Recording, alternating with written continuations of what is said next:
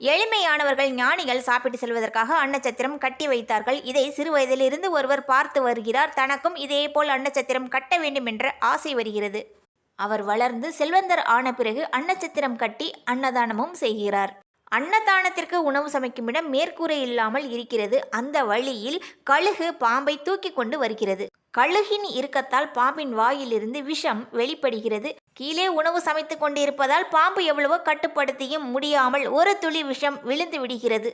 அன்னச்சத்திரத்தில் அந்த உணவை பரிமாறும்போது 300 பேர் இறந்து போகிறார்கள். யமலோகத்தில் யமன் இந்த 300 பேர்களின் பாவக்கணக்கையும் எழுதிவிட்டாயா சித்திரகுப்தா என்று கேட்கிறார். விஷம் கலந்த உணவை தெரியாமல் உண்ட இவர்கள் தலையில் எழுதுவதா, அன்னச்சத்திரம் கட்டியவர் தலையில் எழுதுவதா, இல்லை கழுகின் பாம்பின் சமைத்தவர்கள் தலையில் எழுதுவதா என்று குழம்பிக் கொண்டிருக்கிறேன். இந்த பாவக்கணக்கை யார் தலையில் எழுதுவது என்று கேட்கிறார் சித்திரகுப்தர். சித்திரகுப்தா, சில காலம் காத்திரு, நானே சொல்கிறேன் என்றார் யமன்.